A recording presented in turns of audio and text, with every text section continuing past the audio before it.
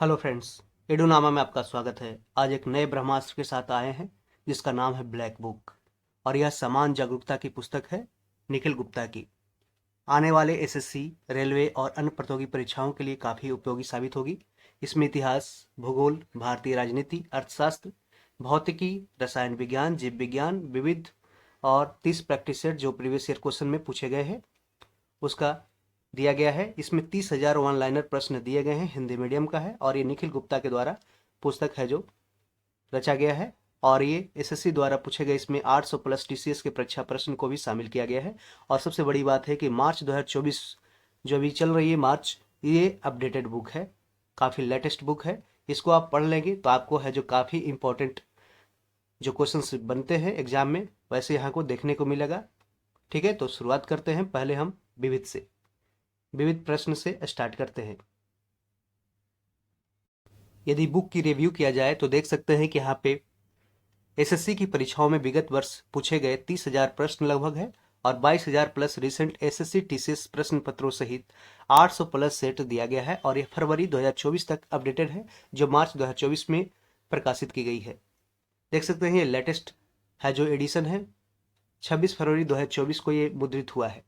तो आप समझ सकते हैं ये मार्च में अपडेटेड है।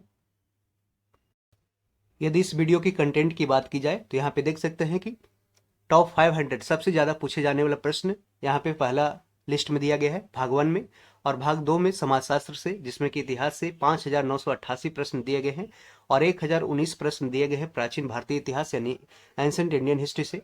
और मध्यकालीन भारतीय इतिहास से 908 प्रश्न दिए गए हैं। आधुनिक भारतीय इतिहास से 1432 प्रश्न और विश्व इतिहास यानी वर्ल्ड हिस्ट्री से 170 प्रश्न दिया गया है। और कला और संस्कृति से 624 प्रश्न, भूगोल से 4884 प्रश्न, भारत के भूगोल यानी इंडिया ज्योग्राफी से 2672 प्रश्न दिए गए हैं। यदि वर्ल्ड ज्योग्राफी को देखा जाए तो यहाँ पे 1456 प्रश्न का डिस्कशन किया गया है। इसमें दिया गया है सारे टॉपिक यहाँ पे देख सकते हैं।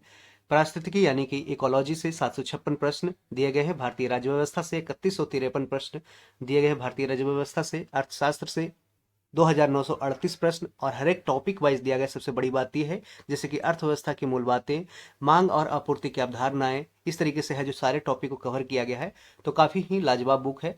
सामान्य विज्ञान की पुस्तक है जिसमें भौतिकी के दिए गए हैं, फिजिक्स के 1557 प्रश्न दिए गए हैं सारे चैप्टर वाइज। इसको है जो सारे चैप्टर में जैसे देखिए 403 प्रश्न दिए गए इकाइयाँ और मापन में, गति और बल में 408 प्रश्न, इस तरीके से कार्य, ऊर्जा और शक्ति 413 प्रश्न, सबको पूरी तरह से डिसइंटीग्रेट किया गया है। बहुत अच्छे तरह से है जो क्वेश्चंस को है जो टॉपिक वाइज है जो यूनिट वाइज है जो बांट दिया गया है।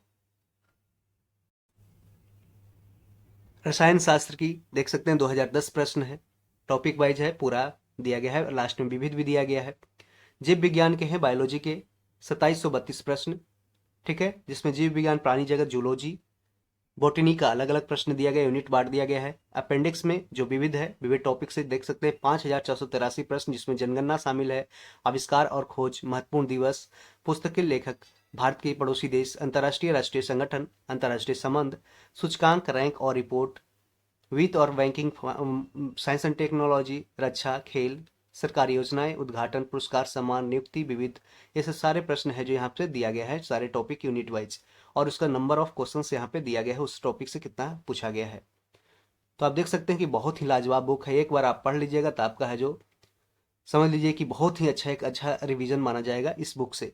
तो हम पहले क्या करते हैं कि इसका बुक का अपेंडिक्स यानी जो भाग 4 में दिया गया विविध टॉपिक, उससे है जितना जितना प्रश्न है उसको हम एक वीडियो में देखेंगे। उसके बाद हम हिस्ट्री का करेंगे, ज्योग्राफी का करेंगे, पॉलिटी का, इकोनॉमिक्स का, पूरी बुक को है जो इस चैनल पे कवर किया जाएगा। और यदि आप इस वीडियो के अगले पार्ट को देखना चाहते हैं तो चैनल को जरूर सब्सक्राइब कर लें अभी ही और दोस्तों में से जरूर शेयर करें। तो शुरुआत करते हैं आज हम पहले विविध टॉपिक से।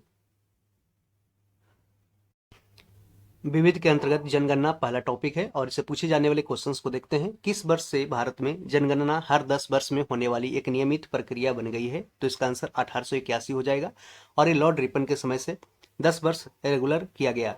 उसके पहले 1872 में है जो जनगणना है जो की गई थी, लेकिन वो है जो गैर समकालीन रूप से किया गया था। पहली जनगणना जो 1865 1872 में किया गया था, 1872 में लॉर्ड मेयो के शासनकाल में। देख सकते हैं किस वर्ष से भारत में जनगणना, और ये हर एक 10 वर्ष पे होती है। एक नियमित प्रक्रिया यानी कि रेगुलर बेसिस पे 10 साल पे किया गया 1881 से। लॉर्ड रिपन के समय याद रखें। भारत में विभिन्न भागों में गैर समकालिक रूप से पहली जनगणना किस समय अवधि में आयोजित की गई थी? तो 1865 से 1872, और 1872 के समय से यह स्टार्ट की गई थी, लेकिन ये है जो इरेगुलर था, लॉर्ड मेयो के शासनकाल में स्टार्ट की गई थी, यानी कि अनियमित था। और लॉर्ड मेयो जो अंडमान निकोबार में टहल रहे थे, वॉकिंग कर रहे थे, एक अफगानी पठान था, उसको चाकू मार के हत्या कर दिया।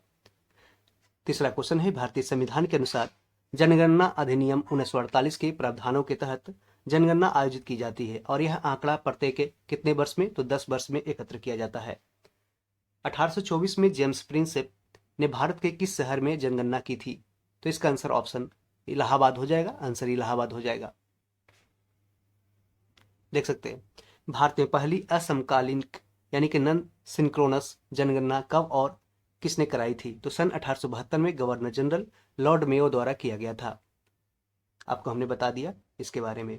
भारतीय जनसंख्या के इतिहास में किस अवधि को एक महान छलांग कहा जाता है? तो इसको 1951 से 1961 को भारतीय जनगणना के इतिहास में एक महान छलांग 1951 से 1961 को कहा जाता है। 2011 की भारतीय जनगणना को भारत की आजादी के बाद कौन सा जनगणना अभियान कहा जा सकता है? तो ये सातवां है, सातवां 7th है। और ये सारे टीसीएस एग्जाम टीसीएस के द्वारा कंडक्ट किए गए थे, क्वेश्चन बनाया गया था। भारत में 2011 की जनगणना कितने चरणों में हुई थी? तो 2 चरणों में। भारत में 2011 की जनगणना 2 चरणों में आयोजित की गई थी। भारत की जनगणना संगठन द्वारा आयोजित 15वां राष्ट्रीय जनगणना सर्वेक्षण किस वर्ष की जनगणना है? तो यह 2011 की है। भारत की 10वीं जनगणना किस जनगणना अधिनियम के तहत की जाती है? तो ये जनगणना अधिनियम 1948 के तहत। मल्थेसियन सिद्धांत मल्थेसियन सॉरी फॉर डिस्टर्बेंस। शुरुआत करते हैं। माल्थेसियन सिद्धांत के अनुसार क्या गुणोत्तर श्रेणी में बढ़ रहा है? तो जनसंख्या बढ़ रहा है। निश्चित समय अंचल पर की जाने वाली जनसंख्या की आधिकारिक गणना को क्या कहा जाता है? तो इसको जनगणना कहा जाता है, सेंसस कहा जाता है। 2011 की भारत की जनगणना के आदर्श वाक्य या नारा के रूप में किसका उपयोग किया गया था? तो हमारी जनगणना हमारा भविष्य, आवर सेंसस आवर फ्यूचर। स्वतंत्र भारत की पहली जनगणना 1951 में आयोजित की गई थी। कब? 1951 में स्वतंत्र भारत की पहली जनगणना 1951 में आयोजित की गई थी। 2022 तक की स्थिति के अनुसार भारत दुनिया में सबसे अधिक आबादी वाले देशों की सूची में कौन से स्थान पे है? जब ये क्वेश्चन पूछा गया था 2022 में। अब वर्तमान में यदि यूनाइटेड नेशन पॉपुलेशन फंड का डाटा देखा जाए तो उसमें भारत का भी स्थान वर्तमान में पहला है जनसंख्या के मामले में, और दूसरा स्थान चाइना पहुंच चुका है। मानव जनसंख्या का अध्ययन जिसमें उनके आकार, संरचना और स्थान क्षेत्र में वितरण और प्रक्रिया जिसके माध्यम से आबादी में परिवर्तन होता है, उसको क्या कहा जाता है? तो जनसांख्यिकी यानी कि डेमोग्राफी कहा जाता है। जनसंख्या के माल्थुसियन सिद्धांत के अनुसार जनसंख्या ज्यामितीय अनुपात में तथा खाद्य आपूर्ति अंकगणितीय अनुपात में बढ़ती है। ठीक है, कह रहा है कि जनसंख्या ज्यामितीय अनुपात में तथा खाद्य आपूर्ति है जो अंकगणितीय अनुपात में बढ़ती है माल्थुसियन सिद्धांत के अनुसार। अगला क्वेश्चन है, किस मंत्रालय के अंतर्गत, कई बार क्वेश्चन ये रिपीट किया जाता है, किस मंत्रालय के अंतर्गत जनगणना संगठन कार्यरत है? तो ये गृह मंत्रालय यानी कि मिनिस्ट्री ऑफ होम के अंतर्गत। और अभी होम मिनिस्ट्री कौन किसके पास है? तो अमित शाह के पास, और अमित शाह सहकारिता मंत्री भी हैं। 2001 की जनगणना के अनुसार विश्व की जनसंख्या में भारत की जनसंख्या का प्रतिशत कितना है? तो 16%। और ये याद रखें, ध्यान रहे, ये 2001 की जनगणना के अनुसार पूछा है कि विश्व की जनसंख्या में भारत की जनसंख्या का प्रतिशत कितना है? तो 16%।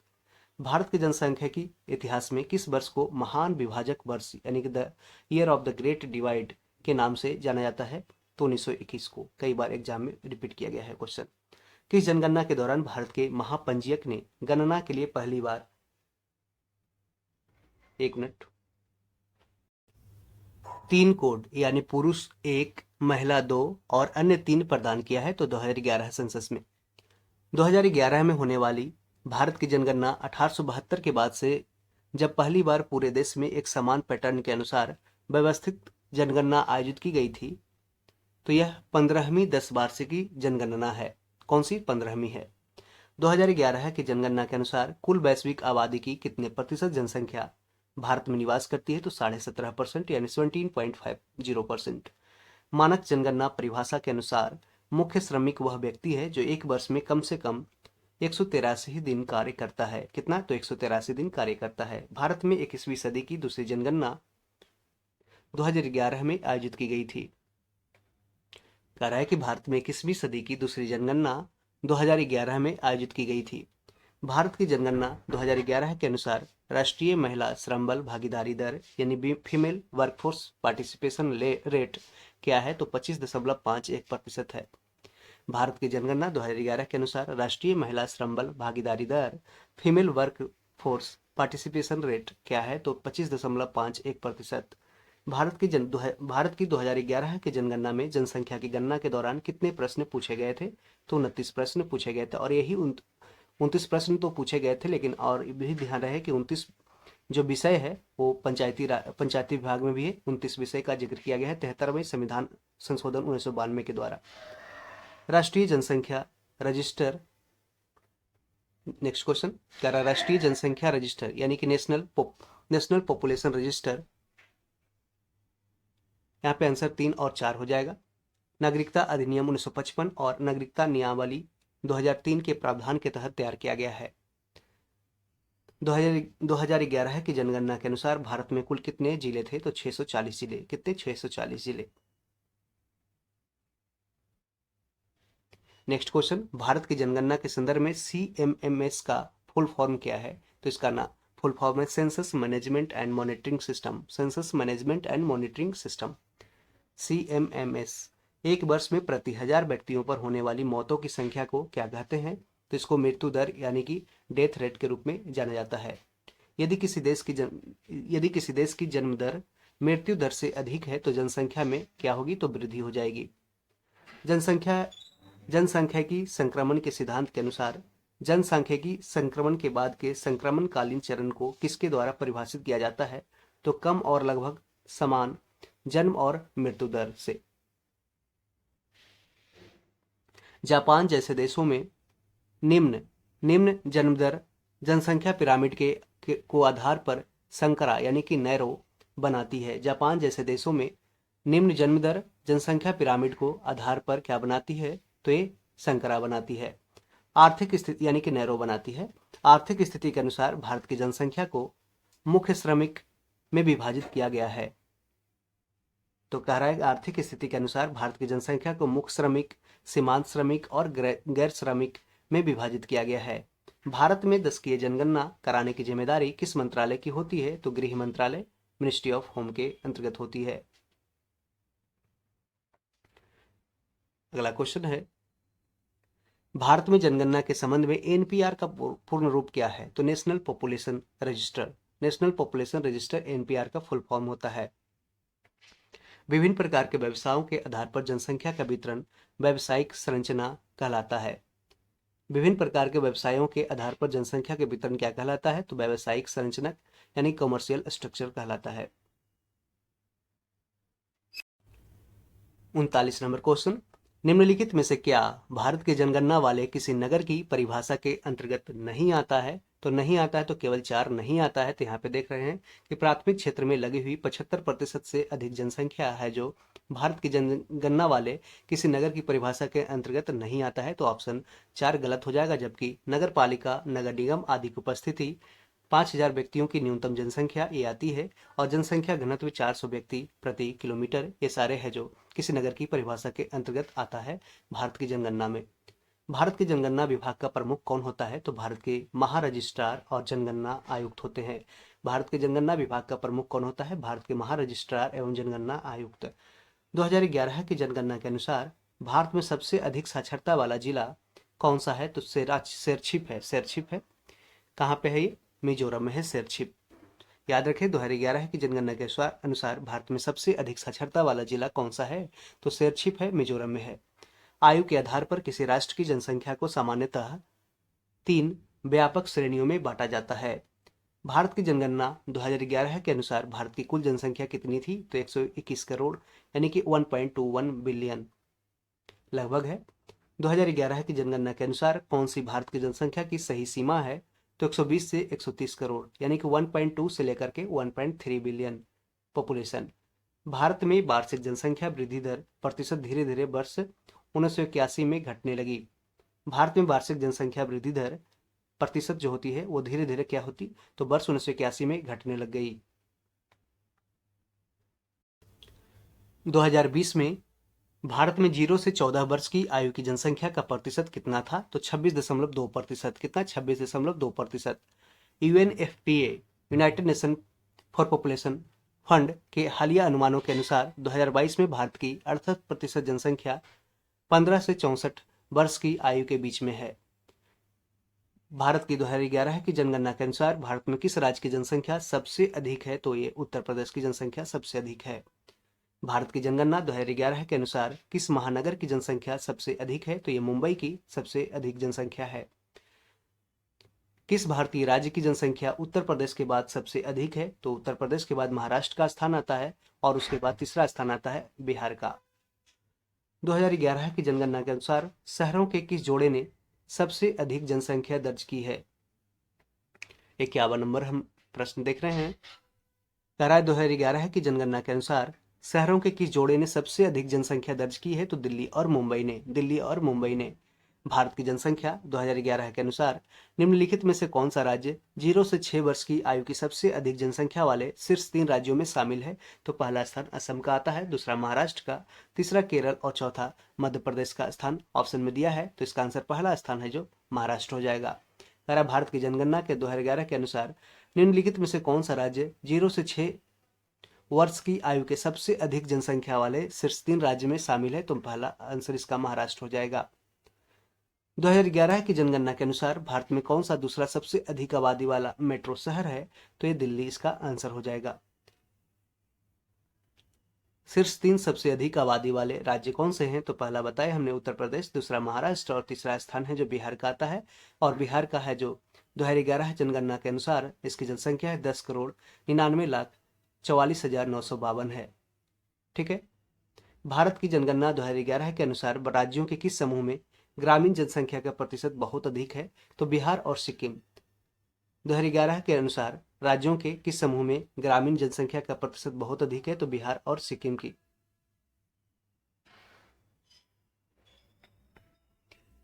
भारत के किस राज्य की जनसंख्या सबसे कम है, तो सिक्किम की जनसंख्या है जो भारत में सबसे कम है। भारत के किस केंद्र शासित प्रदेश की जनसंख्या सबसे कम है, तो लक्षद्वीप की सबसे कम है। देश का दूसरा सबसे कम जनसंख्या वाला राज्य कौन सा है, तो मिजोरम है। पहला सिक्किम है, दूसरा सबसे कम जनसंख्या में मिजोरम दूसरा स्थान पे है। भारत का सबसे अधिक जनसंख्या वाला जिला कौन सा है, तो थाने महाराष्ट्र है जो सबसे अधिक जनसंख्या वाला जिला है भारत में।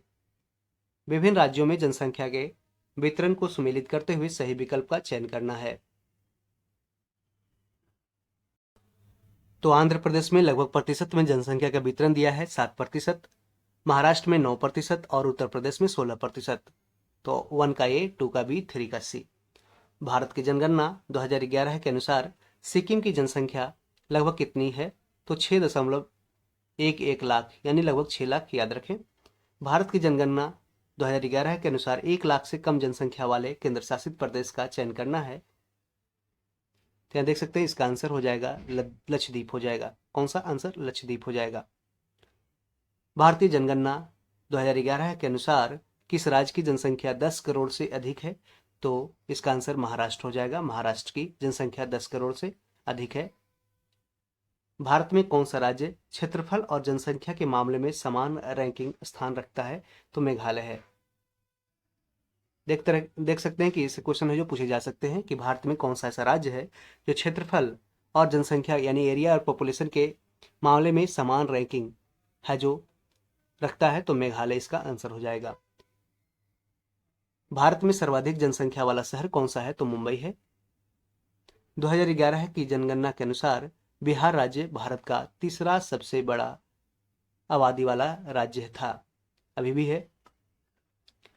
10 करोड़ से कम जनसंख्या वाले राज्य का चयन करना है, तो ये पश्चिम बंगाल इसका आंसर हो जाएगा, जबकि उत्तर प्रदेश, महाराष्ट्र और बिहार तीनों में 10 करोड़ से अधिक पॉपुलेशन है और पश्चिम बंगाल का इससे कम है।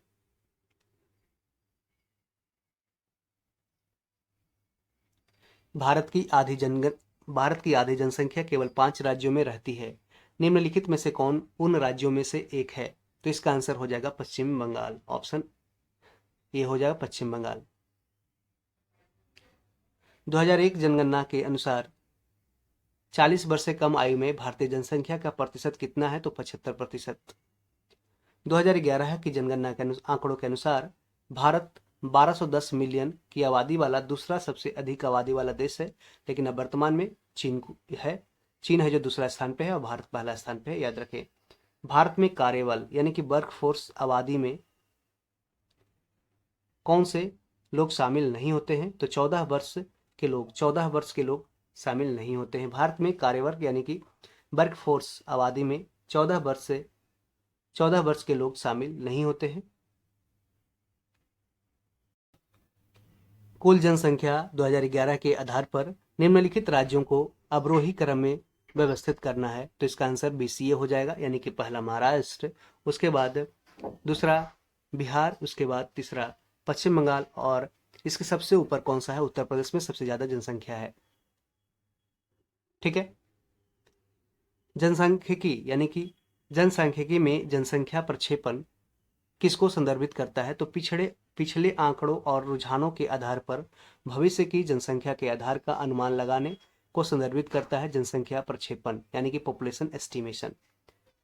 भारत में शहरीकरण के स्तर को कुल आबादी में शहरी आबादी के प्रतिशत के संदर्भ में मापा जाता है। किसमें? तो प्रतिशत में। भारत की जनगणना 2011 के अनुसार भारत का जनसंख्या घनत्व कितना था? तो 382 व्यक्ति प्रति वर्ग किलोमीटर। और यदि राज्यों में देखा जाए तो पूरे देश में बिहार का सबसे अधिक जनसंख्या घनत्व है, 1106 व्यक्ति है जो 1 किलोमीटर स्क्वायर में है जो यहाँ पे निवास करते हैं, जबकि पूरे भारत की देखा जाए एवरेज तो 382 व्यक्ति प्रति वर्ग किलोमीटर निवास करते हैं।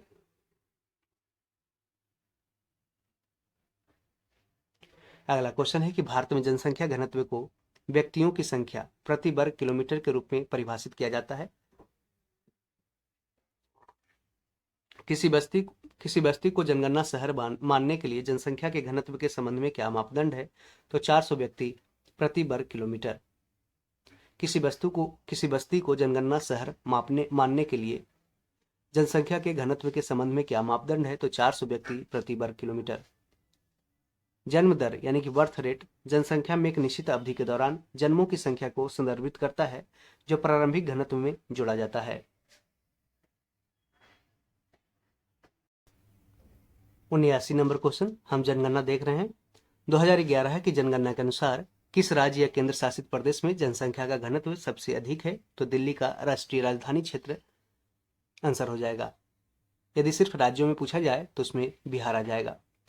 भारत की जनगणना 2011 के अनुसार कौन सा राज्य प्रति वर्ग किलोमीटर जनसंख्या घनत्व के मामले में दूसरे स्थान पे है? तो पश्चिम बंगाल है जो दूसरे स्थान पे है, जबकि पहले स्थान पे कौन है? तो बिहार है, 1106 व्यक्ति पर किलोमीटर स्क्वायर, और दूसरा स्थान पश्चिम बंगाल। निम्नलिखित में से किस राज्य में प्रति किलोमीटर स्क्वायर जनसंख्या घनत्व सबसे अधिक है? तो इसका आंसर ऑप्शन के अकॉर्डिंग है जो झारखंड हो जाएगा। विश्व के किस भाग में सितंबर 2020 की स्थिति के अनुसार जनसंख्या का सर्वाधिक घनत्व है? तो दक्षिण मध्य एशिया यानी साउथ सेंट्रल एशिया का। अगला क्वेश्चन है कि भारत की जनगणना 2011 के अनुसार, देखिए ये सब कॉमन रहता है 2011 के अनुसार ये सब, तो इसको हम नहीं बोलेंगे, बस है जो क्वेश्चन को बोलते जाएंगे, उसको ध्यान रखें। किस केंद्र शासित प्रदेश में जनसंख्या घनत्व सबसे कम है? तो अंडमान और निकोबार द्वीप समूह में है जो जनसंख्या घनत्व सबसे कम है। किस राज्य में जनसंख्या घनत्व भारत में सबसे कम है? तो अरुणाचल प्रदेश में सबसे कम है। ये अकॉर्डिंग टू ऑप्शन दिया गया है, उस एक जैसे केंद्र शासित पूछा है तो अंडमान निकोबार, और यदि जनसंख्या घनत्व पूछा है राज्यों में तो सबसे कम है जो किसका? अरुणाचल प्रदेश का। मात्र यहाँ पे 17 व्यक्ति है जो 1 किलोमीटर स्क्वायर में रहते हैं। किस राज्य का जनसंख्या घनत्व सर्वाधिक है? तो बिहार का है, और यहाँ पे देख सकते हैं 1106 व्यक्ति है जो हर किलोमीटर स्क्वायर में रहता है। और यहाँ पे अरुणाचल में देख सकते हैं तो सबसे कम है जहाँ पे 17 व्यक्ति है जो पर किलोमीटर स्क्वायर रहता है। किस राज्य का जनसंख्या घनत्व 17 व्यक्ति प्रति वर्ग किलोमीटर था? तो ये अरुणाचल प्रदेश इसका आंसर हो जाएगा। 2011 के जनगणना के अनुसार भारत के किस शहर का जनसंख्या घनत्व सबसे कम है? सबसे कम किसका है? शहर में पूछ रहा है तो कपूरथला पंजाब का है, कपूरथला पंजाब का। किस राज्य का जनसंख्या घनत्व 751 से 1000 व्यक्ति प्रति वर्ग किलोमीटर था? तो इसका आंसर केरल हो जाएगा, केरल। किस राज्य में जनसंख्या घनत्व 100 व्यक्ति पर किलोमीटर से कम दर्ज किया गया था? तो सिक्किम का, सिक्किम आंसर हो जाएगा।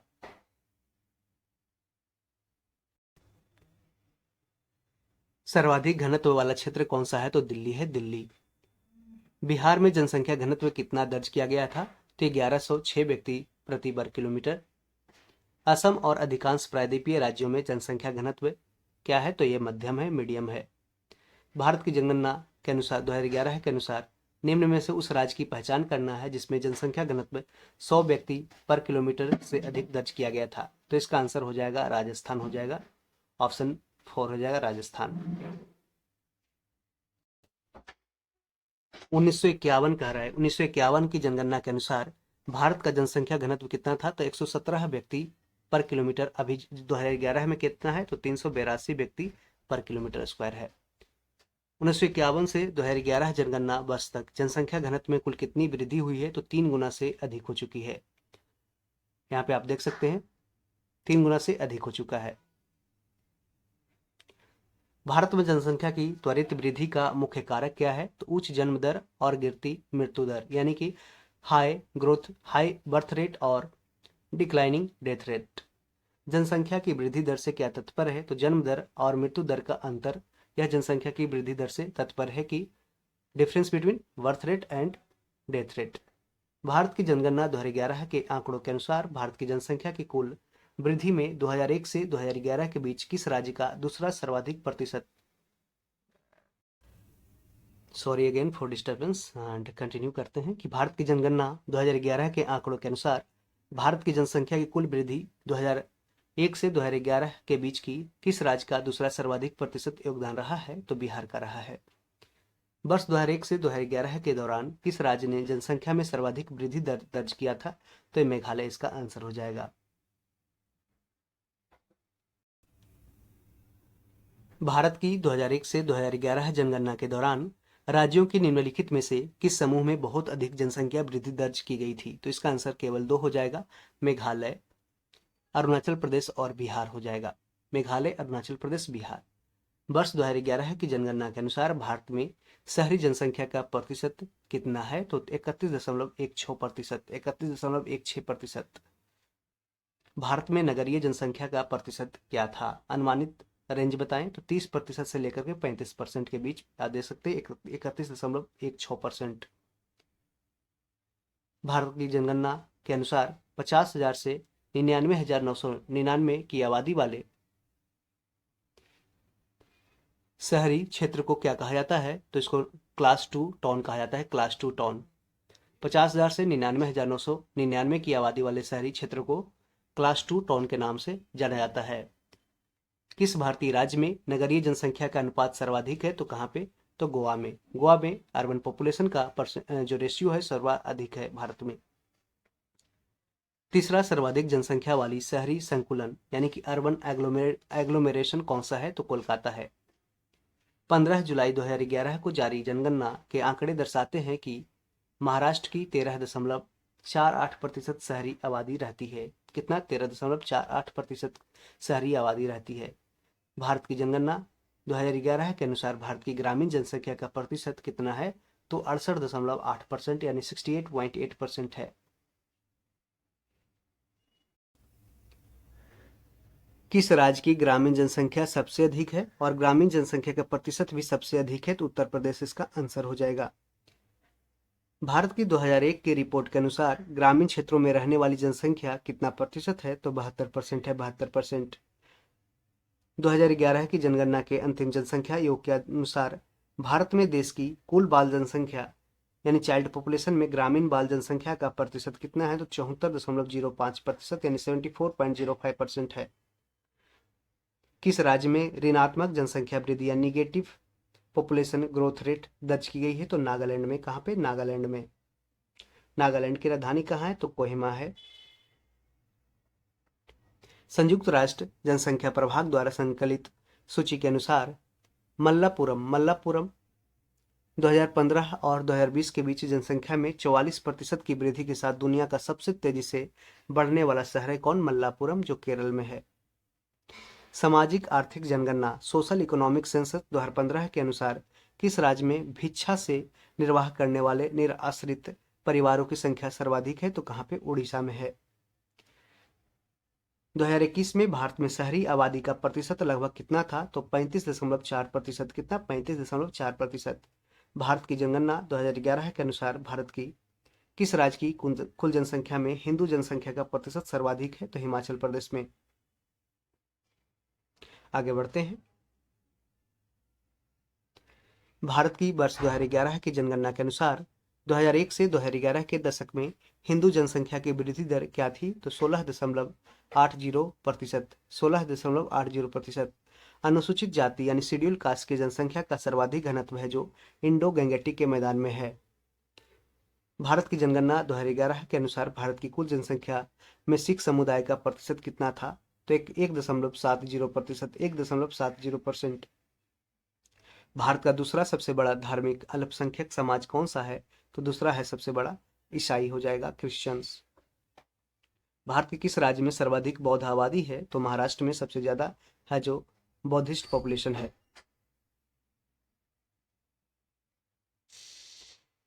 देश में अनुसूचित जनजातियों का प्रतिशत सर्वाधिक कहाँ पे था? तो मध्य प्रदेश में। पूरे देश में शेड्यूल्ड ट्राइब यानी एसटी का पॉपुलेशन सबसे ज्यादा परसेंटेज में है। कहाँ पे? मध्य प्रदेश में। नेक्स्ट क्वेश्चन देखते हैं। किस राज्य में देश में अनुसूचित जनजाति जनसंख्या का प्रतिशत सबसे अधिक है? तो मिजोरम में है जो एसटी पॉपुलेशन का सबसे अधिक परसेंटेज वाइज पॉपुलेशन है मिजोरम में। किस राज्य में अनुसूचित जाति यानी शेड्यूल कास्ट के व्यक्तियों की जनसंख्या सर्वाधिक है? तो उत्तर प्रदेश की है। उत्तर प्रदेश की है।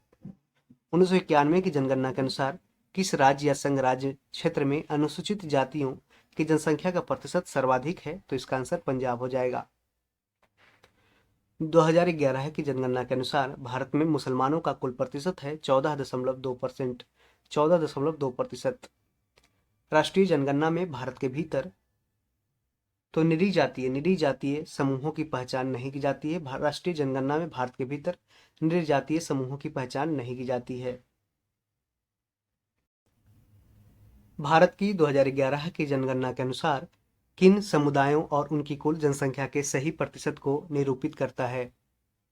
तो हिंदू है जो 79.8%, मुस्लिम 14.2%, ईसाई 2.3% जनसंख्या है।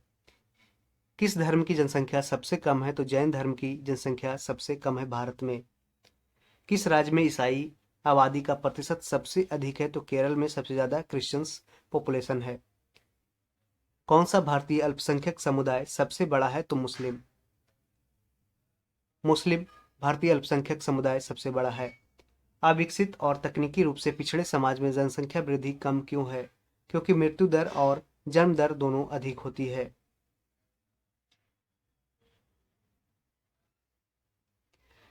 जनसंख्या की प्राकृतिक वृद्धि दर का विश्लेषण किस कारक द्वारा किया जाता है? तो अशोधित जन्म और मृत्यु दरें से।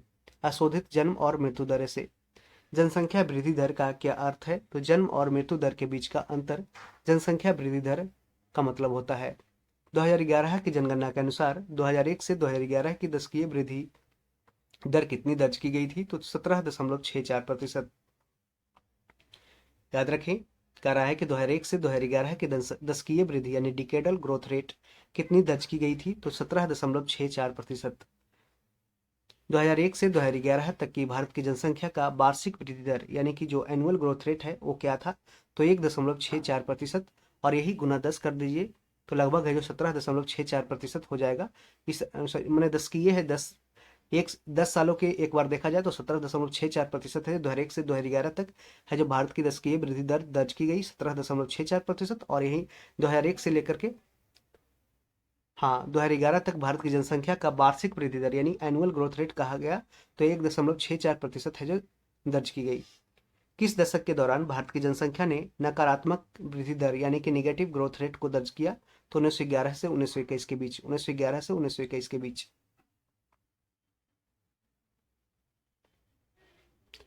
भारत में किस अवधि को स्थिर जनसंख्या वृद्धि का काल माना जाता है? तो 1921 से लेकर 1951 तक है जो पॉपुलेशन है जो स्टेबल रहा, पॉपुलेशन ग्रोथ।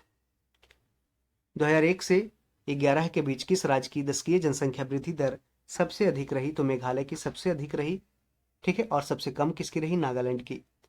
किस राज्य ने 2001 से 2011 की दशकीय वृद्धि दर में सबसे अधिक प्रतिशत गिरावट दर्ज किया? अधिक प्रतिशत के मामले में देखा जाए तो महाराष्ट्र का है जो पॉपुलेशन, जो डिकेडल पॉपुलेशन ग्रोथ रेट है जो सबसे कम, यहाँ पे सबसे अधिक है जो गिरावट दर्ज की गई महाराष्ट्र की, और सबसे बढ़ोतरी की गई किसका? तो मेघालय का। 2011 की जनगणना के अनुसार 2001 से लेकर 11 के बीच ऋणात्मक यानी कि निगेटिव डिकेडल ग्रोथ रेट वाला एकमात्र भारतीय राज्य कौन सा है? तो नागालैंड है, नागालैंड। स्वतंत्रता के बाद से किस दशक में भारत में जनसंख्या की दशकीय वृद्धि में तीव्रतम गिरावट दर्ज की गई है? तो 2001 से 2011 के बीच में।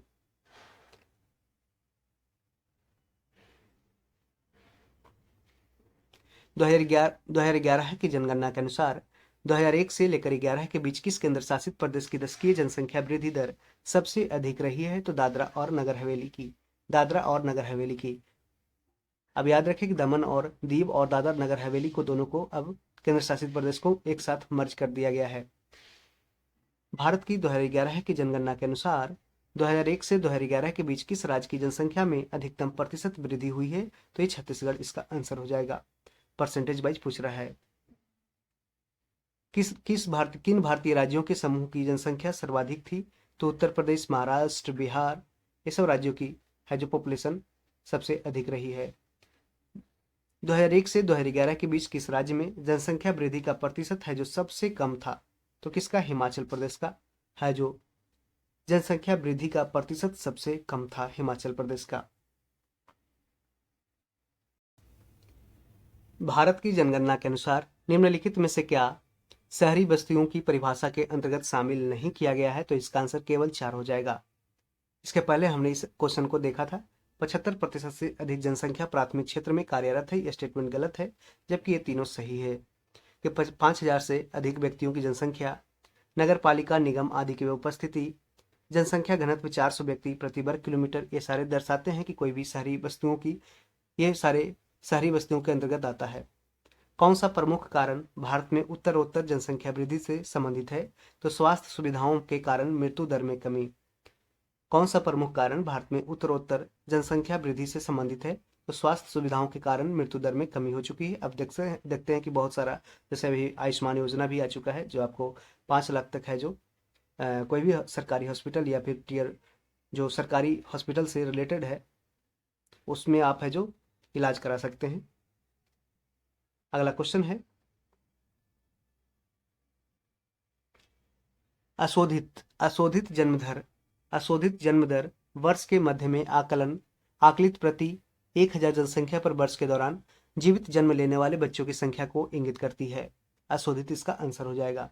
1901 से 1921 के दौरान भारत की वृद्धि दर स्थिर क्यों थी और भारत की जनसंख्या के चरण को स्थिर क्यों माना गया? तो जन्म दर और मृत्यु दर अधिक थी। 1901-1921 के दौरान भारत की वृद्धि दर स्थिर क्यों थी और भारत की जनसंख्या के चरण को स्थिर क्यों माना गया? तो जन्म दर और मृत्यु दर इसमें अधिक थी। वर्षों से भारत में जन्म दर बढ़ रही है और मृत्यु दर क्या हो रही है? तो गिर रही है। यानी कि जो बर्थ रेट है जो बढ़ रही है और डेथ रेट है क्या, वो कम हो रही है। एक वर्ष में प्रति 1,000 व्यक्तियों पर जीवित जन्मों यानी कि लाइव बर्थ की संख्या को क्या कहा जाता है? तो इसको जन्म दर यानी कि बर्थ रेट कहा जाता है। जन्म दर, बर्थ रेट एक वर्ष के दौरान प्रति 1,000 जनसंख्या में जन्मों की संख्या को मापती है।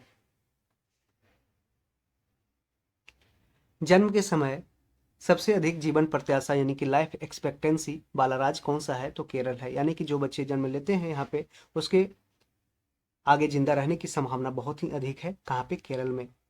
2019 में भारत में शिशु मृत्यु दर यानी कि इन्फेंट मोर्टेलिटी रेट कितनी थी? IMR तो 28.3 थी, 28.3। 2011 की जनगणना के अनुसार भारत की अशोधित जन्म दर क्या है? तो 21.8%, 21.8%। नवजात मृत्यु दर, नेटल नेटल डेथ रेट किसी दिए गए वर्ष या अन्य अवधि में प्रति 1,000 जीवित जन्मों के जीवन के पहले 28 दिन के दौरान होने वाली मृत्यु की संख्या को संदर्भित करता है। नवजात मृत्यु दर कितना, तो 28 दिनों के अंदर। अगला क्वेश्चन 2011 की जनगणना के अनुसार भारत की अशोधित मृत्यु दर क्या थी? 7.1%। 7.1%। सांख्यिकी और कार्यक्रम कार्यान्वयन मंत्रालय यानी कि एमओएसपीआई यानी कि MoSPI, ministry of statics and programme implementation, Bharat सरकार की एक रिपोर्ट के अनुसार भारत ने वर्ष 2016 में प्रत्येक 1000 जीवित जन्मों में 34 की शिशु मृत्यु दर यानी कि इन्फेंट मोर्टेलिटी रेट दर्ज की है। यानी कि 1000 व्यक्ति जब पैदा लिया तो उसमें है जो 34 बच्चों की मृत्यु हो चुकी। किसी दिए गए वर्ष या अवधि में प्रति 1000 जीवित जन्मों पर जीवन के पहले 28 दिनों के दौरान होने वाली मौतों की संख्या को नवजात मृत्यु दर कहते हैं, इन्फेंट मोर्टेलिटी रेट कहते हैं। भारत में केरल में जन्म दर सबसे कम है। भारत में केरल की जो बर्थ रेट है वो सबसे कम है।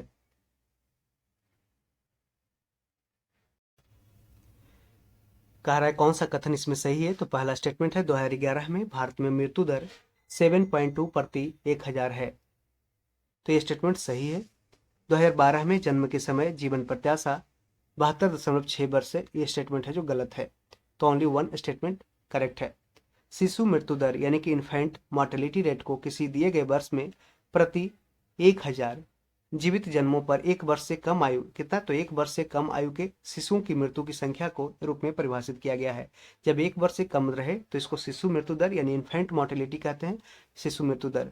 और यदि वो 28 दिन से कम बच्चे की 28 दिन से मैंने जिंदा हुआ बच्चा जन्म लिया और उसको 28 दिन के अंदर ही मर गया तो उसे है जो नवजात मृत्यु दर की श्रेणी में परिभाषित किया जाता है 1000 बच्चों में। वर्ष 2011 की जनगणना के अनुसार किस राज्य की प्रजनन दर यानी कि रिप्रोडक्शन रेट भारत में सर्वाधिक रही? तो ये बिहार का है, बिहार का। भारत में कुल प्रजनन दर यानी कि अनुमानित दर कितना है? तो 2.1 से लेकर के 2.9% है। भारत में कुल प्रजनन दर यानी टोटल प्रोडक्शन रिप्रोडक्शन रेट क्या है? तो 2.1 से 2.9 के बीच है परसेंट। जनगणना के संदर्भ में प्रयुक्त लिंगा अनुपात, ठीक है। प्रजनन दर मतलब है कि एक फैमिली है जो एक हस्बैंड और वाइफ है जो लगभग 2 बच्चा या 3 बच्चा के आसपास है जो अपना है जो प्रोडक्शन करता है। जनगणना के संदर्भ में प्रयुक्त लिंगानुपात यानी सेक्स रेशियो शब्द का सही विवरण क्या है? तो प्रति 1000 पुरुष पर महिलाओं की संख्या, यानी कि, ठीक है, ऐसे डिनोट कर सकते हैं।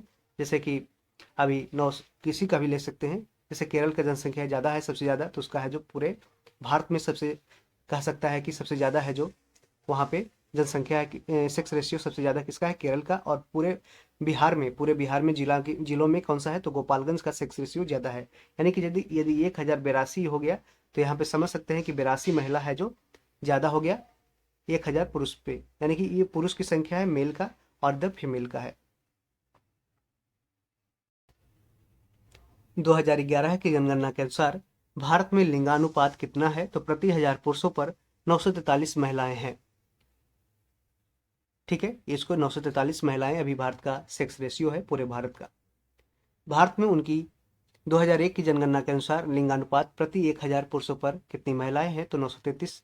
देखिए पहले जब 2001 की जनगणना आई थी उस समय जो भारत का सेक्स रेशियो था 933 था, और उसके बाद है जो 2011 में 10 बढ़ गई 943 हो गई। 1951 में भारत का लिंगानुपात कितना था? तो यहाँ पे देख सकते हैं 946 महिलाएं 1000 पुरुष पे थी, यानी सेक्स रेशियो कितना था? 946, जो अभी वर्तमान में 943 है, इससे भी कम है। 2011 की जनगणना के अनुसार बाल लिंगानुपात 927 यानी चाइल्ड सेक्स रेशियो 927 से गिरकर कितनी हो गई है? 919 हो गई है। बाल लिंगानुपात क्या है? तो 0 से 6 आयु वर्ग में प्रति 1000 पुरुषों पर महिलाओं की संख्या, ठीक है। ये बच्चों की संख्या, बच्चों का सेक्स रेशियो बताया जाता है इसमें 0 से 6 वर्ष की उम्र के आयु वर्ग के में प्रति 1000 पुरुषों पर महिलाओं की संख्या।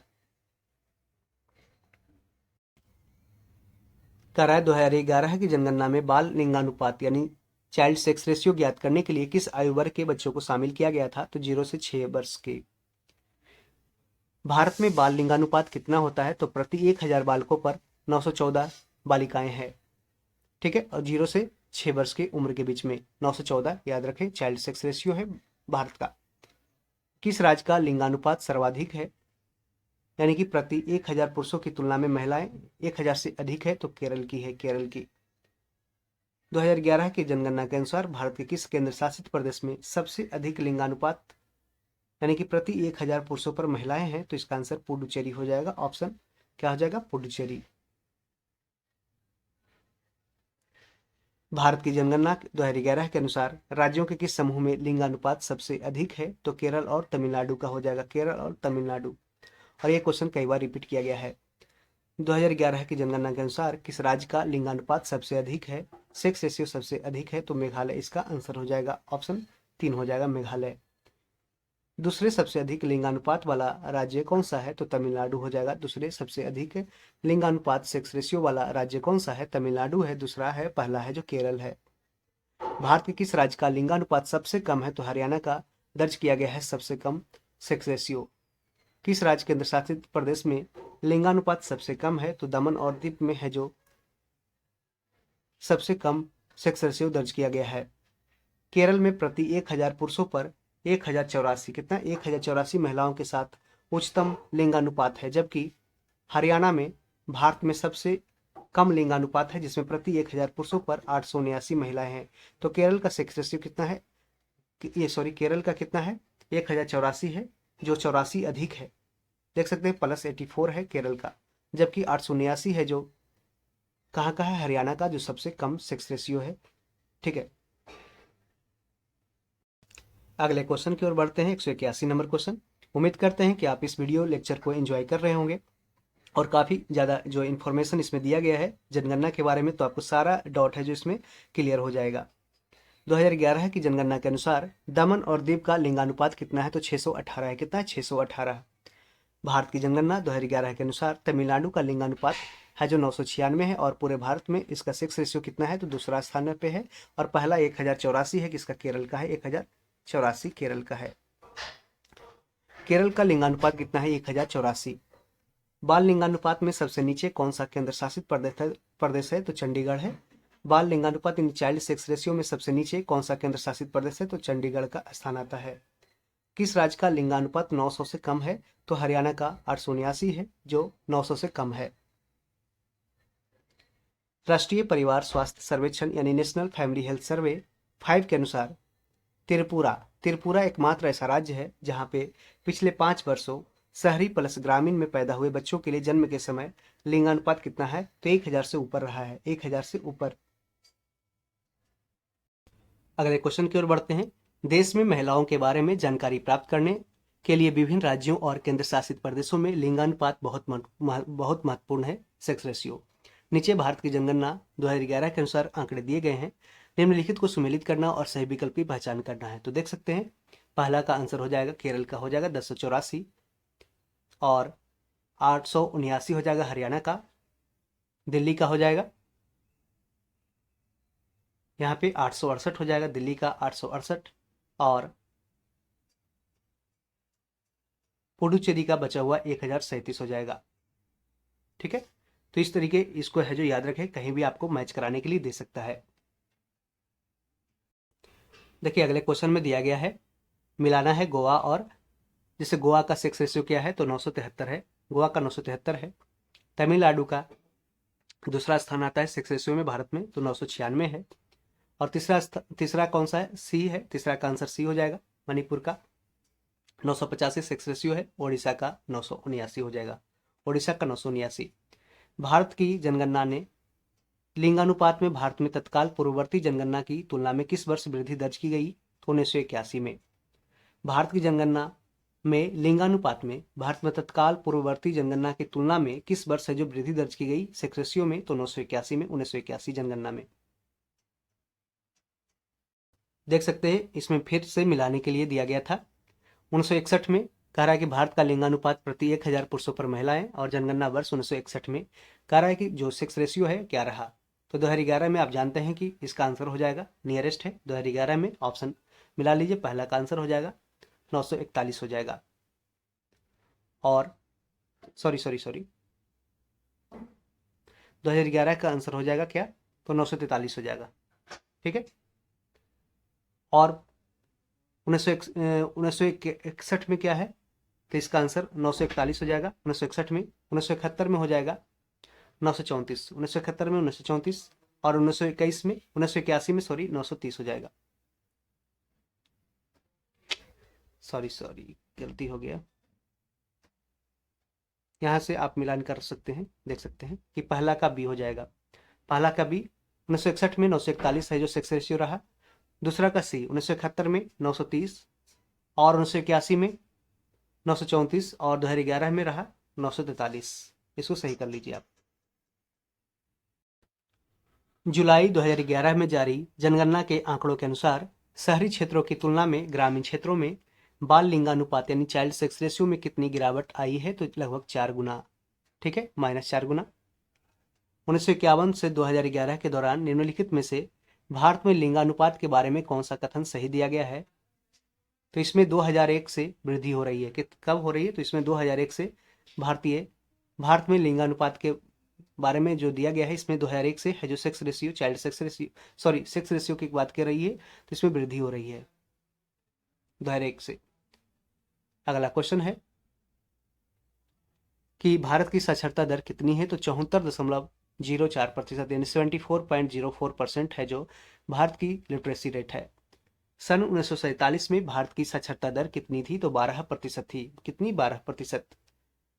भारत में पुरुष साक्षरता दर और महिला साक्षरता दर का अंतर कितना है, तो 16.68%। कितना? 16.68% है जो भारत में मेल लिटरेसी रेट और फीमेल लिटरेसी रेट का अंतर है 2011 जनगणना के अनुसार। सर्वाधिक जनसंख्या वाला जिला कौन सा है, तो थाने महाराष्ट्र हो जाएगा। 7 वर्ष और उससे अधिक आयु का कोई भी व्यक्ति जो किसी भाषा को समझ और पढ़ और लिख सकता है साक्षर माना जाएगा। करा 7 वर्ष और उससे अधिक आयु का कोई भी व्यक्ति जो किसी भाषा को समझ और पढ़ और लिख सकता है उसे लिटरेट माना जाएगा भारत में। साक्षरता दर के संदर्भ में 2001 और 2011 की जनगणना में किस राज्य या केंद्र शासित प्रदेश को समान यानी कि अर्थात 11वां स्थान मिला है, तो हिमाचल प्रदेश का। 2011 की जनगणना के अनुसार भारत में साक्षरों की संख्या कितनी है, तो 763.5 मिलियन। 763.5 मिलियन। वयस्क साक्षरता दर यानी एडल्ट लिटरेसी रेट की गणना करते समय किस आयु और उससे अधिक के लोगों को शामिल किया जाता है, तो जो 15 वर्ष या 15 वर्ष से अधिक होते हैं। आंध्र प्रदेश राज्य की साक्षरता दर कितनी है, तो 67.02% यानी 67.02% है जो आंध्र प्रदेश के राज्य की लिटरेसी रेट है। पुरुष और महिला साक्षरता दर क्रमशः 2011 जनगणना के अनुसार कितना रहा, तो पुरुष रहा कितना 82.14% और 65.46% के रूप में दर्ज की गई महिलाओं का। 2011 की जनगणना के अनुसार पुरुष साक्षरता दर क्रमशः 82.14% और महिला साक्षरता दर 65.46% के रूप में दर्ज की गई। भारत में महिलाओं की साक्षरता दर पुरुषों की तुलना में क्या है, तो कम है।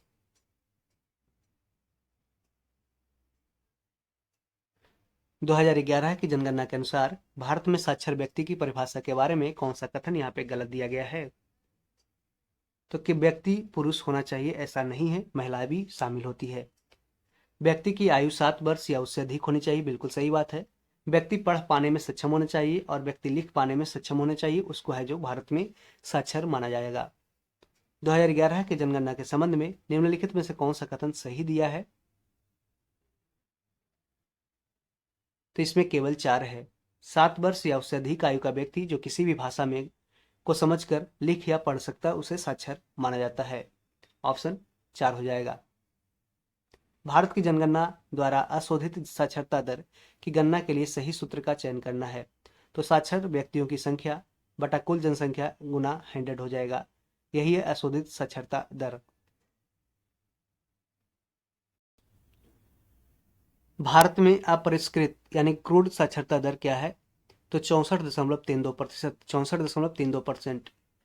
भारत में कुल महिला साक्षरता दर 65.46% है 2011 जनगणना के अनुसार। भारत में 2001 की जनगणना के अनुसार महिला साक्षरता दर कितनी रही, तो 54.16%।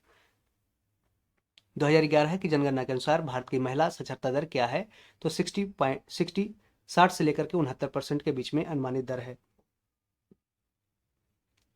भारत में कुल साक्षरता और महिला साक्षरता दर में कितना अंतर था? तो 8.5% है जो भारत में कुल साक्षरता और महिला साक्षरता दर के बीच में अंतर है।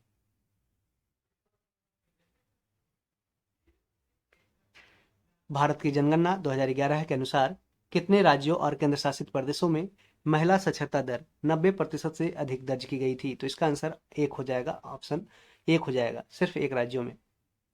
2011 की जनगणना के अनुसार पुरुष पुरुष साक्षरता दर कितनी है? तो 82.14%। 82.14%। किस राज्य में पुरुष साक्षरता दर का प्रतिशत न्यूनतम है? तो इसका आंसर बिहार हो जाएगा, बिहार हो जाएगा। 2001 की जनगणना के अनुसार भारत में पुरुष साक्षरता दर कितनी है? तो 75.85%, जो बढ़कर के अब कितनी हो चुकी है? देख रहे हैं 82.14%।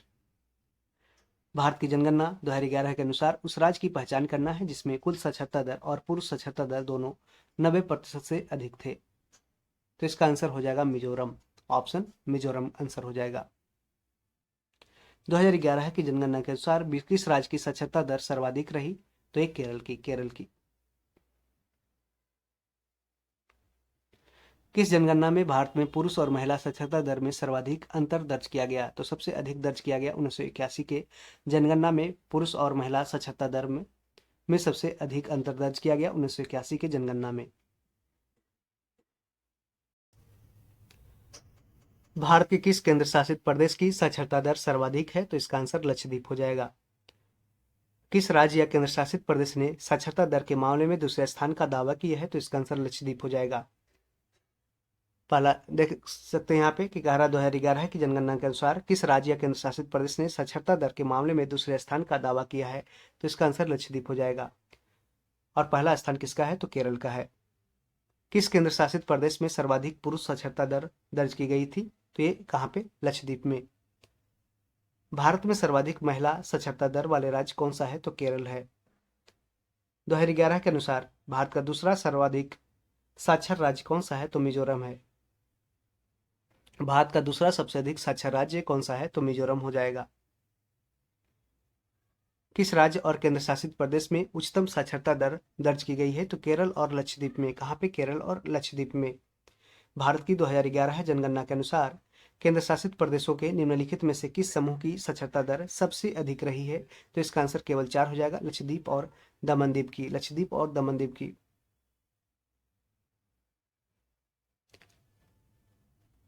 वर्ष 2011 की जनगणना के अनुसार सर्वाधिक साक्षरता प्रतिशत वाले अग्रणी 5 राज्यों में कौन सा राज्य शामिल नहीं है? तो आंध्र प्रदेश इसमें शामिल नहीं है, जबकि इसमें मिजोरम है, केरल है और गोवा इसमें शामिल है।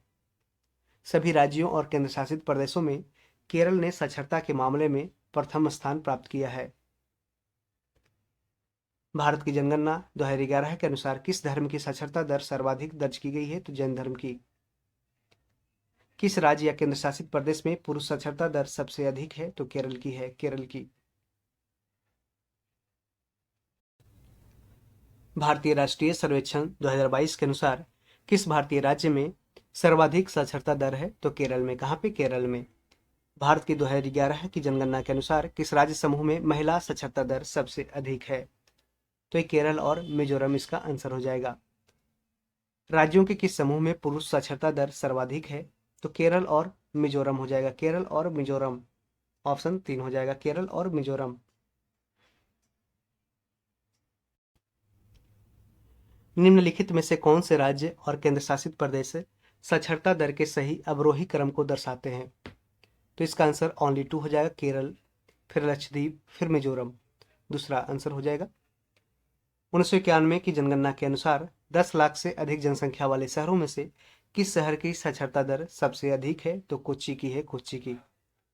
किस राज्य या केंद्र शासित प्रदेश में साक्षरता दर 90% से अधिक है? तो मिजोरम इसका आंसर हो जाएगा। किस राज्य में साक्षरता दर सबसे अधिक है? तो केरल और लक्षद्वीप के बाद तीसरे नंबर पर मिजोरम का स्थान आता है साक्षरता दर में। केरल, लक्षद्वीप, मिजोरम। भारत की जनगणना 2011 के अनुसार किस राज्य में पुरुषों और महिलाओं की साक्षरता दर में अंतर सर्वाधिक था? तो राजस्थान इसका आंसर हो जाएगा। 2011 की जनगणना में निम्नलिखित में से कौन सा राज्य साक्षरता दर के उच्चतम कुल प्रतिशत वाले शीर्ष 3 राज्यों में से नहीं था? तो इसका आंसर त्रिपुरा हो जाएगा। त्रिपुरा नहीं था, जबकि इसमें गोवा, केरल, गोवा और मिजोरम शामिल है। कौन सा भारतीय जनसांख्यिकी समूह आमतौर पर उच्च साक्षरता दर प्रदर्शित करता है? तो शहरी पुरुष करता है, शहरी पुरुष। भारत के किस राज्य की साक्षरता दर सबसे कम है? तो इसका आंसर ओनली बिहार हो जाएगा, बिहार। भारत की वर्ष 2011 की जनगणना के अनुसार राज्यों के किस समूह में सबसे कम पुरुष साक्षरता दर्ज की गई थी? तो बिहार और अरुणाचल प्रदेश हो जाएगा, बिहार और अरुणाचल प्रदेश। किस राज्य में साक्षरता दर में सबसे कम दशकीय वृद्धि दर्ज की गई? तो मिजोरम में। कहाँ पे? मिजोरम में। कौन सा राज्य कम साक्षरता दर के मामले में तीसरा स्थान पे आता है? तो राजस्थान का स्थान आता है। राज्यों के किस समूह में महिला साक्षरता दर सबसे कम है? तो राजस्थान और बिहार का। राजस्थान और बिहार के राज्यों का महिला साक्षरता दर में सबसे कम स्थान पे आता है। किस राज्य की साक्षरता दर सबसे कम है? तो इसका आंसर त्रिपुरा हो जाएगा। और दिए गए ऑप्शन में त्रिपुरा का स्थान है जो सबसे नीचे है साक्षरता दर में। 2011 ऐसे बिहार का स्थान आता है।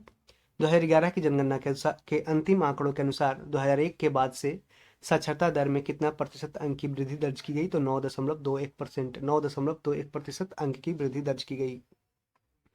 किस राज्य ने 2001 से 2011 के दौरान साक्षरता दर में सर्वाधिक वृद्धि दर्ज किया? तो बिहार ने किया। 2001 से 2011 के दौरान साक्षरता दर में सर्वाधिक वृद्धि दर्ज किया बिहार ने। और भारत की 2011 की जनगणना के अनुसार तमिलनाडु की साक्षरता दर कितनी थी? तो 80.09%, 80.09%। भारत में ग्रामीण साक्षरता दर कितनी है? तो 66.77, यानी कि 66.77%। भारत की जनगणना 2011 के अनुसार केरल में साक्षरता दर कितनी दर्ज की गई? तो 94%, 94%। उस विकल्प की पहचान करना है जो 2011 की जनगणना के अनुसार निम्नलिखित राज्यों की साक्षरता दर को अवरोही क्रम में व्यवस्थित करता है। तो इसका आंसर ऑप्शन ए, बी, सी हो जाएगा, केरल, फिर हिमाचल प्रदेश, उसके बाद हरियाणा हो जाएगा घटते क्रम में। ठीक है, साक्षरता दर के मामले में घटते हुए क्रम, पहला केरल, उसके बाद हिमाचल प्रदेश, उसके बाद हरियाणा। भारत की जनगणना 2011 के अनुसार साक्षरता दर दी गई है, सही विकल्प का चयन करना है। तो पहला का बी हो जाएगा, महिलाएं कितना है? 65.46%, 65.46%। पुरुष कितना है? तो 82.14%, 82.14%। और केरल का कितना है? तो 94% है। भारत की जनगणना 2011 के अनुसार बिहार राज्य की साक्षरता दर कितनी है? तो 61.80%। और यह पूरे भारत में सबसे कम बिहार की साक्षरता दर है, 61.80%। भारत की जनगणना 2011 के अनुसार दादरा और नगर हवेली में महिला साक्षरता दर कितनी थी? तो 64.32%। नई दिल्ली जिले की साक्षरता दर कितनी है? तो 88.01%, 88.01% नई दिल्ली। किस जिले की साक्षरता दर सबसे कम है? तो दंतेवाड़ा जो छत्तीसगढ़ में है उसका, उस जिले की साक्षरता दर सबसे कम है, लिटरेसी रेट। 75वीं NSS यानी 75वीं जो 75th national sample survey report के अकॉर्डिंग राजस्थान राज्य 57.6% की महिला साक्षरता दर के साथ सबसे कम साक्षर महिलाओं वाला राज्य है। कौन सा? तो राजस्थान है। भारतीय राष्ट्रीय सर्वेक्षण राष्ट्रीय सांख्यिकी कार्यालय के द्वारा प्रकाशित रिपोर्ट के अनुसार 2022 में भारत की साक्षरता दर कितनी है? तो इसका आंसर 77.7% हो जाए, 77.7%। अगले क्वेश्चन की ओर बढ़ते हैं। 2011 की जनगणना के अनुसार भारत की साक्षरता दर किस रेंज के अंतर्गत आता है? तो 70 से लेकर के 75% के रेंज में आएगा। 1951 की जनगणना के अनुसार भारत की साक्षरता दर क्या थी? तो 18.33% थी। आप देख सकते हैं कि जब 1951 भारत आजाद हुआ था उस समय भारत की जनसंख्या का मात्र 18.33% है जो लिटरेट था। योजना आयोग के अनुसार 2011-12 में शहरी भारत का कितना प्रतिशत भाग गरीबी रेखा से नीचे जीवन यापन कर रहा था? तो 13.7%, 13.7%। 2011-12 में शहरी भारत का कह रहा है कि 13.7% भाग गरीबी रेखा से नीचे, यानी कि जो इसका BPL कार्ड बना हुआ बिलो पॉवर्टी लाइन। शहरी भारत में 2011-12 में गरीबी अनुपात घट करके कितना हो गया, 26.4% हो गया, 26.4%। ग्रामीण भारत में 2011-12 में गरीबी अनुपात घटकर कितना हो गया, 30.9%, 30.9% हो गया है। 2021 की नीति आयोग की रिपोर्ट के अनुसार ग्रामीण भारत की जनसंख्या का कितना प्रतिशत गरीबी रेखा से नीचे जीवन यापन कर रही है, तो 32.75%, 32.75%। संयुक्त राष्ट्र के अनुमान के अनुसार 2019 में भारत में गरीबों की संख्या लगभग कितनी मिलियन में थी, तो इसका आंसर 364 मिलियन हो जाएगा। भारतीय जनसंख्या का कितना प्रतिशत आधिकारिक गरीबी रेखा से नीचे है, तो 30% से कम है। 2011 जनगणना के अनुसार किस राज्य में गरीबी का उच्चतम स्तर दर्शाया गया है, तो बिहार में। भारत में गरीबी के आंकड़े 2011-12 के अनुसार गरीबी रेखा से नीचे की आबादी का सबसे कम प्रतिशत किस समूह में है, यानी कि सबसे कम परसेंट है जो वहां पे गरीब है, तो कहां पे, गोवा और केरल इसका सही आंसर हो जाएगा। भारत सरकार के कि सामाजिक न्याय और अधिकारिता मंत्रालय यानी social justice and empowerment ministry के अनुसार 2004-5 में छत्तीसगढ़ में, कहाँ पे, छत्तीसगढ़ में गरीबी रेखा से नीचे जीवन यापन करने वाली जनसंख्या का प्रतिशत कितना था, तो 40.9%, 40.9%। भारत में गरीबी के आंकड़े 2011-12 के अनुसार चंडीगढ़ में गरीबी रेखा से नीचे की जनसंख्या का प्रतिशत कितना है, तो 21.81%, 21.81%। नीचे भारत में गरीबी के आंकड़ों 2011-12 के अनुसार राज्य और इसमें गरीबी रेखा से नीचे जीवन यापन करने वाली जनसंख्या के प्रतिशत को दर्शाया गया है। सही विकल्प का चयन करना है। तो बिहार में है जो 33.74% है जो गरीबी है रेखा से नीचे वाले व्यक्ति हैं, और असम में 31.98%, गुजरात में 16.63% यानी कि इनका नाम है जो बीपीएल कार्ड में दिया गया है, बिलो पॉवर्टी लाइन में। 64.75% का उच्चतम गरीबी अनुपात बिहार के कौन सा जिले में है, तो सबसे ज़्यादा किशनगंज में है। 64.75% का उच्चतम गरीबी अनुपात बिहार के किशनगंज जिले में है। भारत सरकार के वित्त मंत्रालय द्वारा जारी आर्थिक सर्वेक्षण 2013-14 के अनुसार 2011-2012 में भारत में कितने प्रतिशत लोग गरीबी रेखा से नीचे थे, तो 21.90%, 21.90%। 2011-12 के लिए राष्ट्रीय गरीबी रेखा का प्राकलन भारत के शहरी क्षेत्रों के लिए प्रति व्यक्ति प्रति माह कितना किया गया, तो ₹1000 किया गया था। 2011-12 के लिए राष्ट्रीय गरीबी रेखा यानी नेशनल पॉवर्टी लाइन का एस्टिमेशन भारत के ग्रामीण क्षेत्रों के लिए प्रति व्यक्ति प्रति माह ₹816 किया गया था। यानी कि एक व्यक्ति ग्रामीण क्षेत्र में यदि ₹816 पर माह से कम कमाता है, पर माह यदि ₹816 से कम कमाता है तो वो गरीब की श्रेणी में आता है, और शहरों में 1000 से कम यदि कमाता है पर मंथ तो वो गरीब है। यहाँ विभिन्न क्षेत्रों 2011-12 में गरीबी रेखा से नीचे रहने वाले लोगों के प्रतिशत का आंकड़ा दिया गया है। निम्नलिखित का सही ढंग से मिलान करना है। तो पहला का हो जाएगा बी, 25.7% ग्रामीण क्षेत्र, शहरी क्षेत्र का परसेंटेज है 13.7%, और पूरा देश का है जो 21.9% है। ठीक है, गरीबी रेखा से नीचे रहने वाले लोगों में तो ग्रामीण क्षेत्र में गरीब रहते कितना, तो 25.7%, और शहरी क्षेत्र में 13.7%, और पूरे देश में गरीब की संख्या कितना है, तो 21.9%। 2011-12 में भारत के ग्रामीण क्षेत्रों में गरीबी रेखा से नीचे के व्यक्तियों का प्रतिशत लगभग कितना था, तो 25.7%।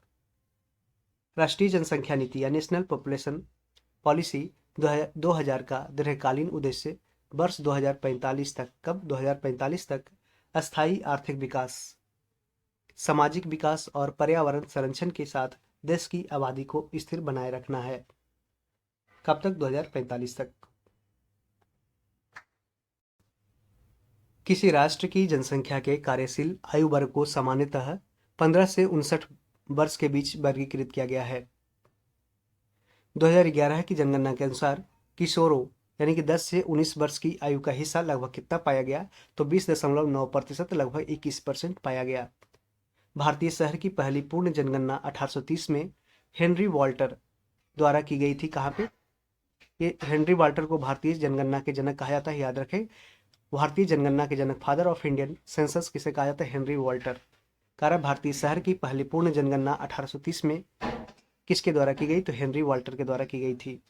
आधिकारिक तौर पर भारत में पर लैंगिक व्यक्तियों यानी कि ट्रांसजेंडर पर पहली बार दर्ज किए गए आंकड़े किस जनगणना में एकत्र किए गए थे? 2011 में। कब? 2011 की जनगणना में ट्रांसजेंडर को भी शामिल किया गया।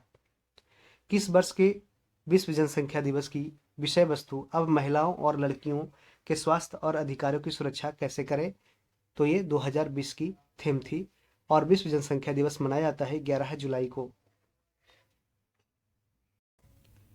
289 नंबर क्वेश्चन, भारत की 2011 की जनगणना के अनुसार देश में 4041 सामेदिक कस्बे हैं।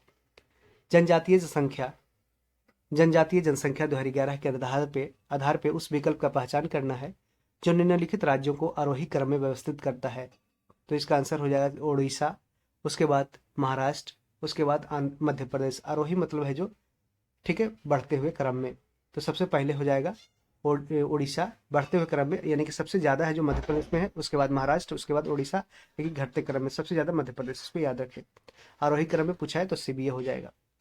शिशु मृत्यु दर यानी कि इन्फेंट मोर्टेलिटी रेट किस वर्ष विशेष में पैदा हुए 1000 जीवित बच्चों के अनुपात में उन शिशुओं की संख्या को इंगित करती है जिनकी मृत्यु 1 साल की आयु से पहले हो जाती है? 1 साल की आयु से पहले हो जाती है। 2011 की जनगणना के अनुसार भारत में आदिवासियों की जनसंख्या निकटतम मान कितनी है? तो 10.42 करोड़, यानी कि भारत में टोटल ट्राइबल्स पॉपुलेशन कितना है? 10.42%, सॉरी 10.42 करोड़ है। राष्ट्रीय प्रतिदर्श सर्वेक्षण संगठन की स्थापना किस वर्ष वैज्ञानिक नमूनाकरण विधियों को नियोजित करने वाले सामाजिक आर्थिक डाटा एकत्र करने के लिए की गई थी? तो 1950 में। कब? 1950। मिलान करना है जनसांख्यिकी विशेषताएं और उसका कौन से राज्य का है। तो पहला का आंसर केरल हो, पहला का ऑप्शन ए हो जाएगा। केरल का उच्चतम लिंगानुपात है 1084 है। हरियाणा का निम्नतम लिंगानुपात 879 है। और गोवा का नगरीय आबादी का उच्चतम प्रतिशत हिस्सा है जो नगरीय आबादी का है, कहाँ पे? गोवा में। भारत की जनगणना की कोडिंग परंपरा के अनुसार राज्य कोड दिखाने के लिए कितने अंकों के कोड का उपयोग किया जाता है? तो 2। भारत की जनगणना के कोडिंग परंपरा के अनुसार राज्य कोड दिखाने के लिए 2 अंकों के कोड का उपयोग किया जाता है। भारत में 2011 की अंतिम जनगणना कितने चरणों में की गई थी? तो 2 चरणों में। 2011 की जनगणना में भारत के कितने राज्यों और केंद्र शासित प्रदेशों को शामिल किया गया था? तो 35। 2011 की जनगणना के अनुसार भारत में कृषि श्रमिकों का प्रतिशत कितना हिस्सा है? तो 54.6%। 54.6% है जो भारत में कृषि श्रमिकों यानी एग्रीकल्चरल लेबर्स का परसेंटेज है। देश में 5 वर्ष से कम आयु के बच्चों की अनुमानित राष्ट्रीय मृत्यु दर क्या थी? तो 55 है। 55 यानी 1000 बच्चों में जो पैदा होते हैं उसमें 55 है जो बच्चे 5 वर्ष के अंदर है जो मर जाते हैं। यदि किसी व्यक्ति ने जनगणना से पूर्व वाले वर्ष में 6 महीनों से कम समय तक के लिए काम किया है तो उसे सीमांत रोजगार यानी कि मार्जिनल एम्प्लॉयमेंट वाला व्यक्ति कहा जाएगा। कितने? तो 6 महीने से कम। 2011 जनगणना के अनुसार भारत में गांवों की संख्या कितने है? तो यहाँ पे देख सकते हैं 6,40,000 और 6,50,000 के बीच में भारत में गांवों की संख्या है 2011 जनगणना के अनुसार। 2011 जनगणना के अनुसार भारत में घरों में बिजली के माध्यम से प्रकाश के स्रोत का प्रतिशत कितना है? तो 67.2%। कितना? 67.2%। मानक जनगणना परिभाषा के अनुसार किसे भारत में मुख्य कामगार के रूप में वर्गीकृत किया जा सकता है? तो वह व्यक्ति जो कम से कम 183 दिन काम करता है। मानक जनगणना परिभाषा के अनुसार किसे भारत में मुख्य कामगार के रूप में वर्गीकृत किया जा सकता है? तो वह व्यक्ति जो कम से कम 183 दिन काम करता है। भारत में मानक जनगणना परिभाषा के अनुसार सीमांत कामगार कौन है? तो वह व्यक्ति जो एक वर्ष में 183 दिनों से कम काम करता है। तो इसको याद रखें, 183 दिन। कुल श्रमिक बल यानी टोटल लेबर फोर्स का 54.6% और कृषि और उससे संबंधित क्षेत्र की गतिविधियों में शामिल है। 2011 की भारतीय जनसंख्या के अनुसार कुल श्रमिक बल का 54.6% कृषि या उससे संबंधित क्षेत्र की गतिविधियों में शामिल है। किस राज्य सरकार ने जाति आधारित जनगणना यानी कास्ट सेंसस आयोजित करने का निर्णय लिया है, जिसे जाति आधारित गणना प्रयोग कहा गया? तो इसका आंसर बिहार हो जाएगा। बिहार पहला स्टेट है जिसने है जो कास्ट सेंसस को रिलीज किया, जातीय जनगणना को। उसके बाद आंध्र प्रदेश दूसरा राज्य है।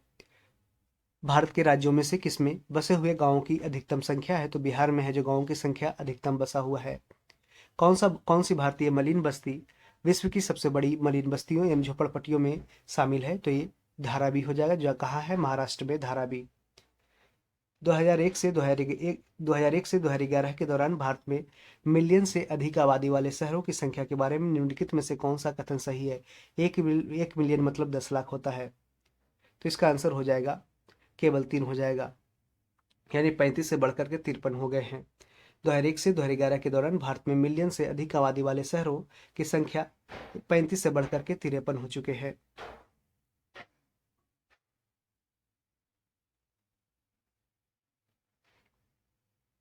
आगे देखते हैं। केंद्रीय गृह मंत्रालय के अनुसार 2021 के जनगणना जो कोविड-19 के कारण स्थगित हो गई थी, अन्य पिछड़ा वर्ग में पहली बार इसका डेटा कह रहा है। केंद्रीय गृह मंत्रालय के अनुसार 2021 की जनगणना जो कोविड-19 के कारण स्थगित हो गई थी, में पहली बार अन्य पिछड़ा वर्ग का डाटा एकत्र करना था।